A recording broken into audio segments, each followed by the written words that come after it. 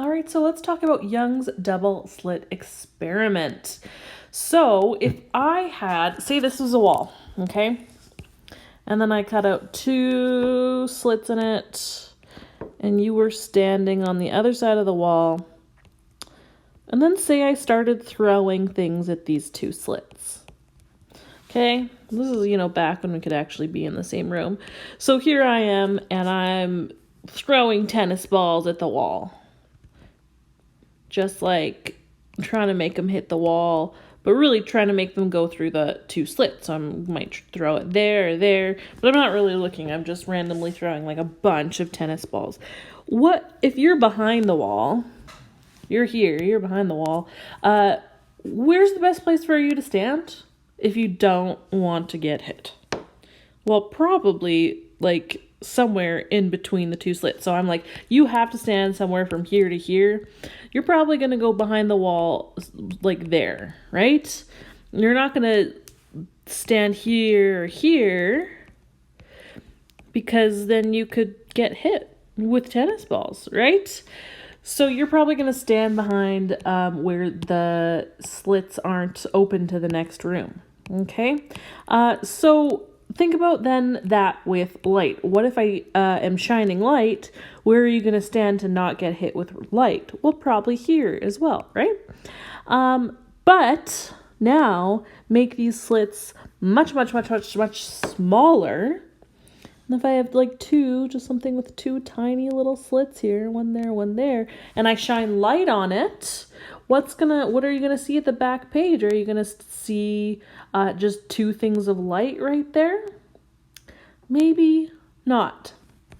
So that's what people would expect to see, either 2 things of light or the fact that we know light bends, so just like that'll go out and that'll go out, and so then you'll just get like some light area. And that's not actually what happens at all. This happens, which is kind of crazy. So if I have light going through these 2 little slits right here, what we get on the back screen is something like this interference pattern. Why are we getting an interference pattern?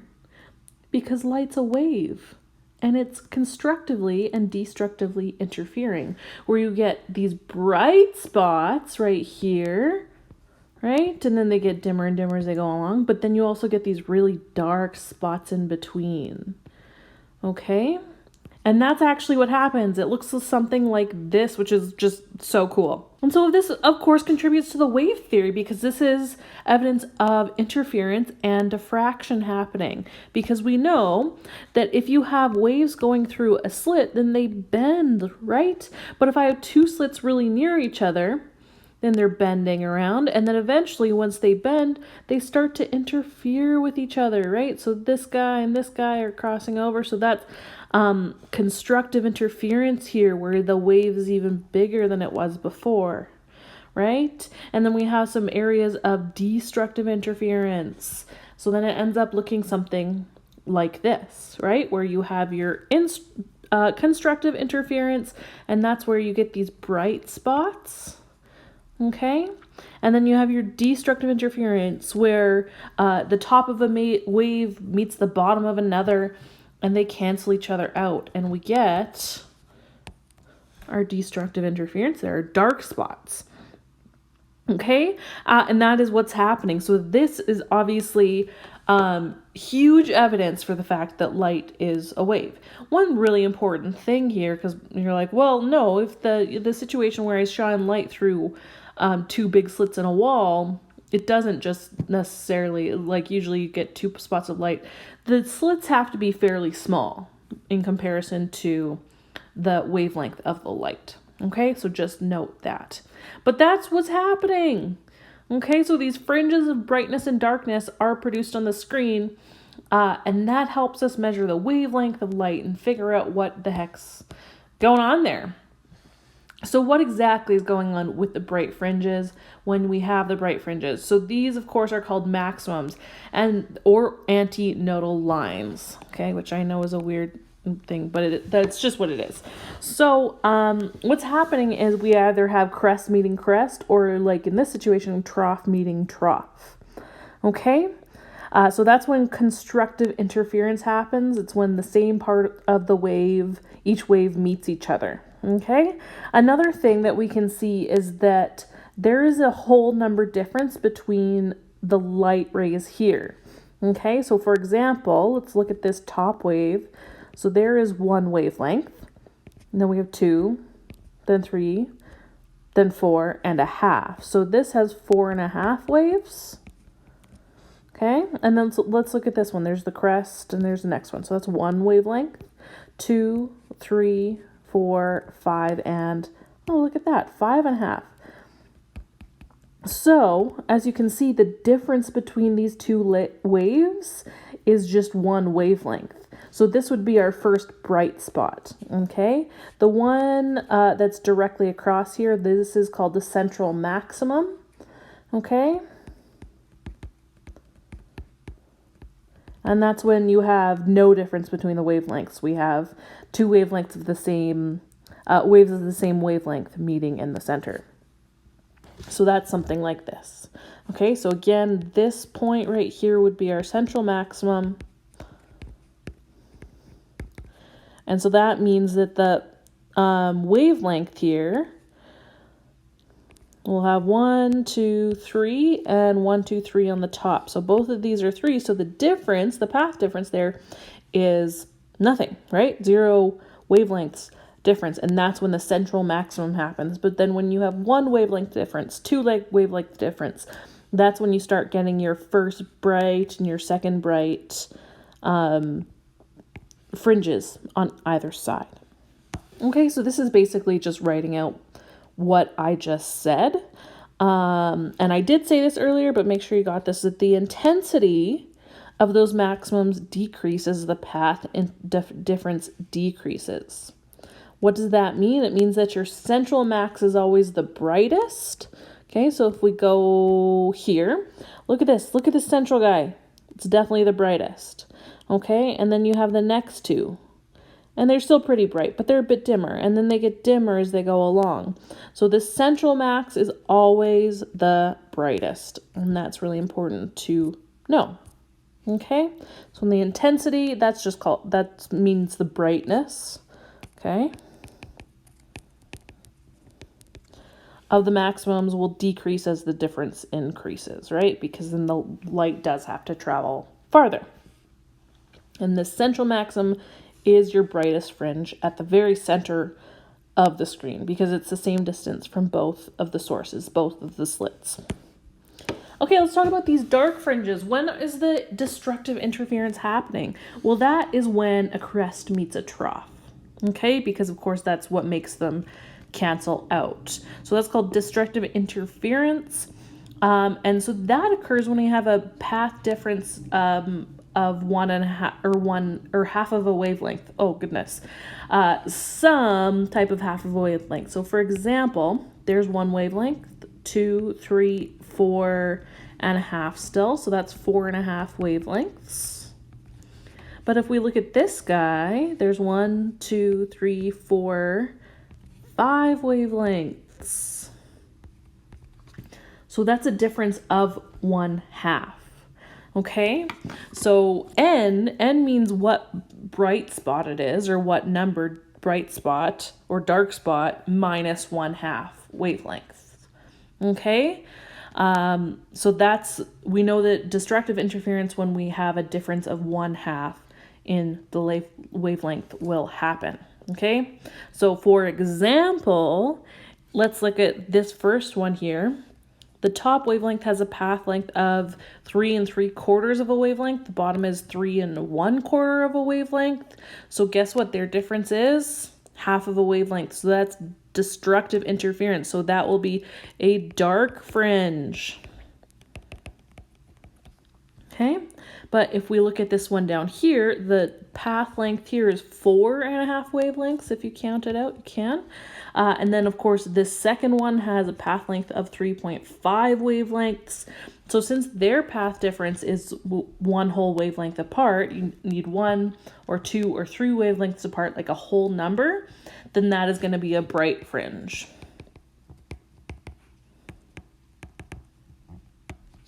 Okay, but of course not as bright as the central maximum because that's always the brightest. This doesn't only happen through two small slits. This does happen through something called a diffraction grating. So a diffraction grating is where you have a ton of closely spaced parallel slits. Okay, so for example, again, if we were in class, I would have been able to show you all this. We would have been looking all the lights through a diffraction grating. It actually looks pretty cool. So it looks something like this, and then you have the screen, and there's just a ton of slits in there. I'm talking like a few hundred slits per millimeter.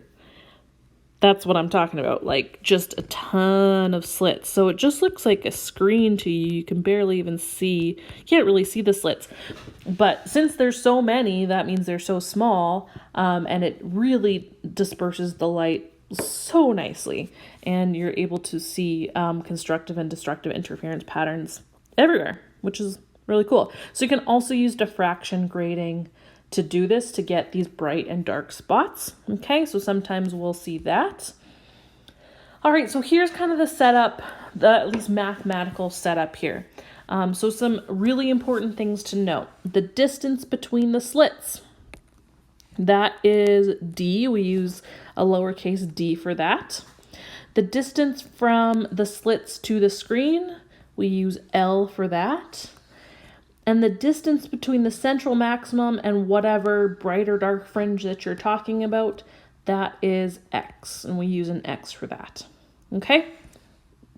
So here's one equation that you can use to figure out either the wavelength of light or the distance between the slits or something like that. Okay? So lambda is still, of course, wavelength. D is the distance between the slits. And then theta here is the angle between the parallel, or, you know, the line going to the central maximum, and the ray. So here's our angle right there. That's our theta that we need to know. N, that's a weird thing. What is N? N is the order of interference fringe. What the heck does that mean? So when you're looking at this, and then here we have our central maximum. So I'm just going to color in. That's going to be your red light, and then I'm going to color in here, and that's going to be your next bright spot. Okay, and then here's going to be your next bright spot. So of course, here's the central maximum. Okay, so your first bright spot is where n is equal to 1. Of course, that happens on the other side. Your second bright spot is where n is equal to 2. Okay, which is nice. But what's happening in between? Those are your dark fringes right there, right? So if you look, your first dark fringe is actually in between the central maximum and the first bright spot. So that is where n is equal to 1/2, because it's half of the way between those two. Okay? And then your second dark fringe is where n is equal to 1.5. And your third dark fringe right here, that is going to be wet when n is equal to 2.5. Okay, so that's something to really pay attention to. That can get really tricky because it says something like, you know, the second dark fringe, and you want to make n equal to 2 or 2.5. When the second dark fringe is actually when n is equal to 1.5, because it's only half the way in between the first bright and the second bright fringe. Okay, so that's what n means. That's that order of interference. What, how many nodes away basically are we away from the central maximum? All right, so then we have this equation here. Important to note, this equation is more accurate when applicable.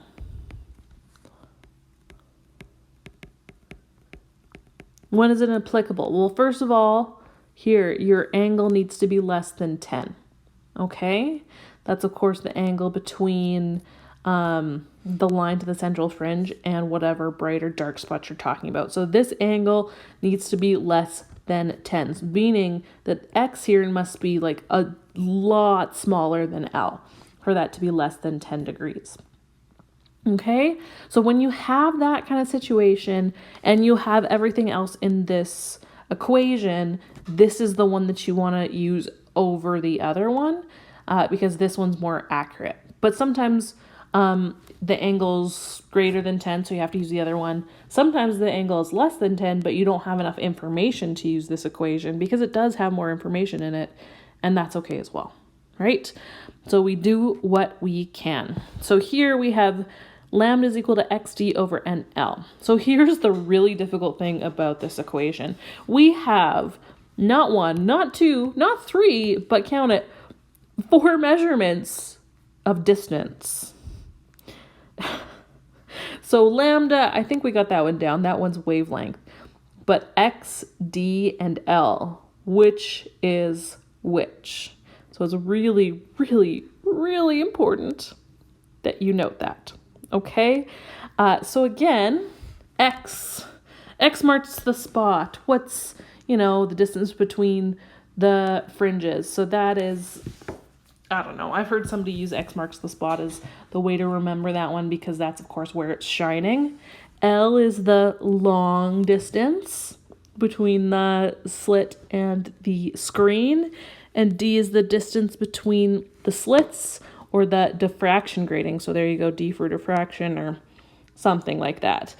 So that's a way that you can figure that out. So again, if you don't have the angle, sometimes you have to find the angle first to make sure it's less than 10 degrees to know that you can use it. So if you don't have the angle, then we can find it using tan theta. So here it would just be X over L. Okay?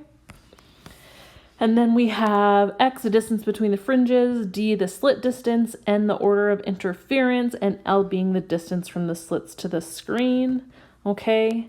And by the way, if you ever do have a diffraction grating, often they don't say how far apart the slits are. They give you how many slits per meter or per millimeter that you have, and you have to convert that into that. Okay, how do you do that? Well, this is the inverse of the distance, so we take the inverse of that. We put 1 over slits per meter, and then we get distance.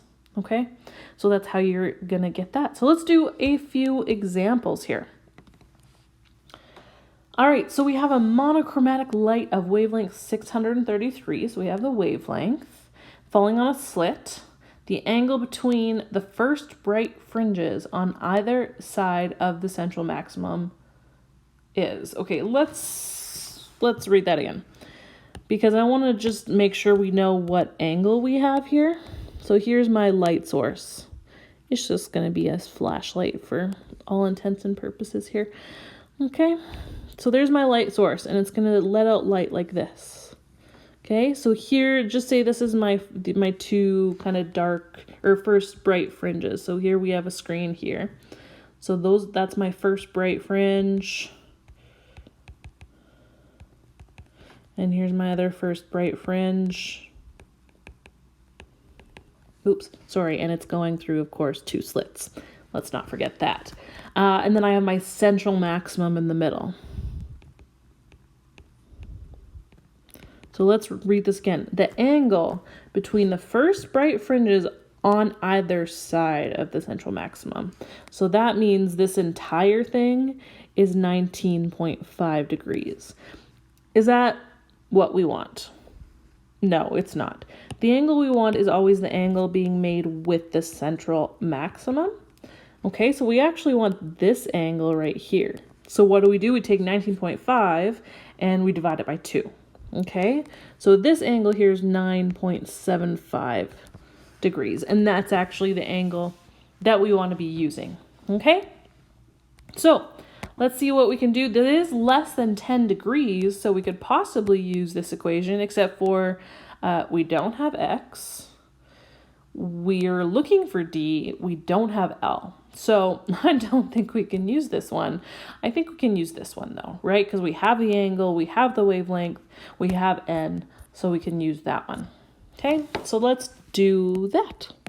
So lambda is equal to D sine theta divided by N. Okay, so we're looking for D, the distance between the slits. That is n times lambda over sine of theta. N. So what order fringe is this? What order? That is 1 because it's the first bright fringe, right? So that's nice and easy. Remember, this is 633 nanometers. Nano is times 10 to the negative 9. Okay, so that's 633 times 10 to the negative 9 meters. Divide that by sine of 9.75 degrees. And what do we get? We get 3.74 times 10 to the negative 6 meters. Okay, so there we go. That is the distance between those slits. Okay, so just a few things to note there. Let's do another one. We have monochromatic light. That just means it's one color, means that it has one wavelength, one frequency, which is good because that's all we want right now. So monochromatic light is directed through a diffraction grating. Ooh, there's that one of those thingies. Ruled with 1.19 times 10 to the 5 lines per meter. Okay, so there we go. We're going to have to do 1 divided by that to get D. So just keep that in mind. We're going to have to go 1 divided by that thingy, and that's what we'll do to get the distance between the slits. So you do technically have it. An interference pattern is produced on a screen 0.43 meters away. What did that just give us? That gave us L. Okay. First, it wants us to sketch the pattern of intensity. What the heck does that mean? Well, again, if I just want to know what does the wave intensity look like, we know it's always brightest at the central maximum. So we're going to use waves to do that because we're talking about wave intensity, of course.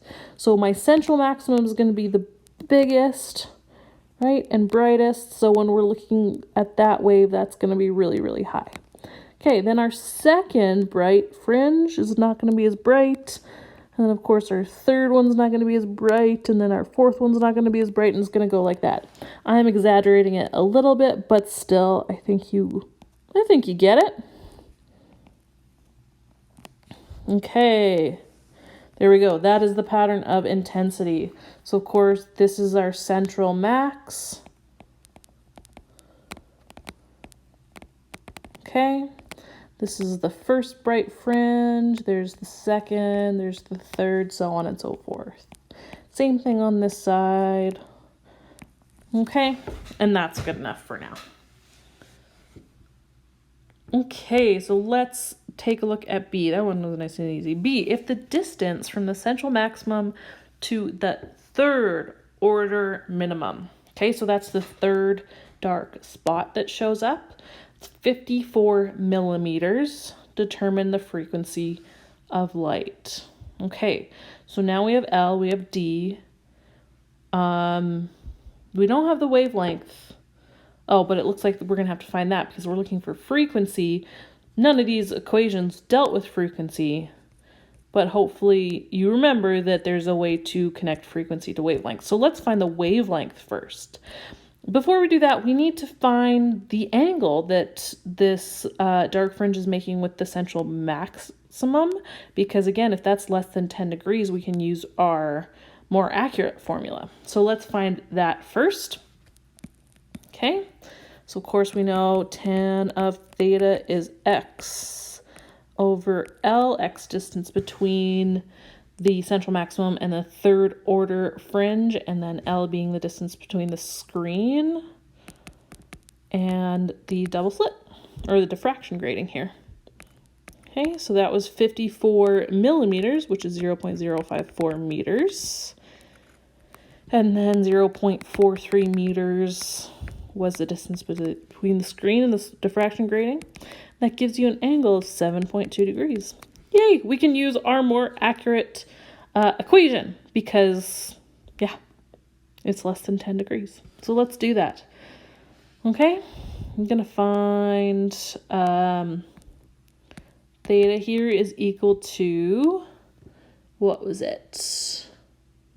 X D over NL. Okay, so X again, distance between the third order dark fringe and the central maximum, that was the 54 millimeters. Okay, D, distance between the slits. So remember, our diffraction grating has 1.19 times 10 to the 5 lines per meter. So 1 divided by that would be our distance. So 1 over 1.19 times 10 to the 5 lines per meter. Okay, and what is N in this situation? So let's take a look up here. So we're talking about our third order dark fringe, which is like right there. Okay, because that's the third one that's going to show up, right? Because here's the first, second. Oh, whoops, no, it's going to be right there. What am I talking about? That's the third one. So it's actually the one that's in between 2 and 3. So therefore, that's when N is equal to what? 2.5. Remember, you have to subtract 1/2 from what fringe you have, not add 1/2. So really, really important. So that's actually going to be 2.5. And L, length between the screen and the diffraction grating, was 4.3 meters. Okay, let's find this wavelength here. So wavelength is equal to 4.2 times 10 to the negative 7 meters. All right, so that wavelength will help us, but remember, we do want frequency. How are we going to get that? We have our wave equation, you remember? Where velocity is equal to the wavelength times the frequency. Our velocity, when it comes to light, is c, right? It's the speed of light.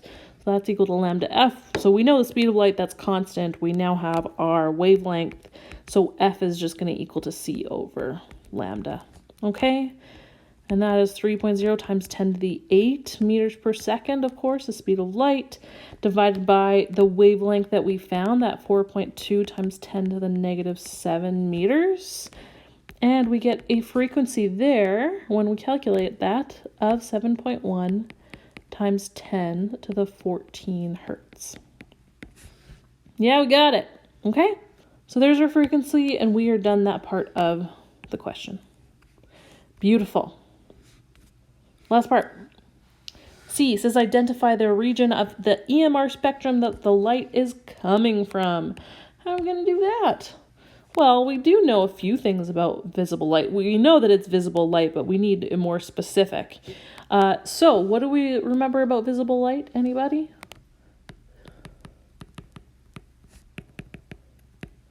Do you remember that the wavelengths go from 400 nanometers to 750 nanometers? And do you remember that 400 is where violet is and 750 is where red is? So if we look at our wavelength here, 4.2 times 10 to the negative 7 meters, well, convert that into nanometers.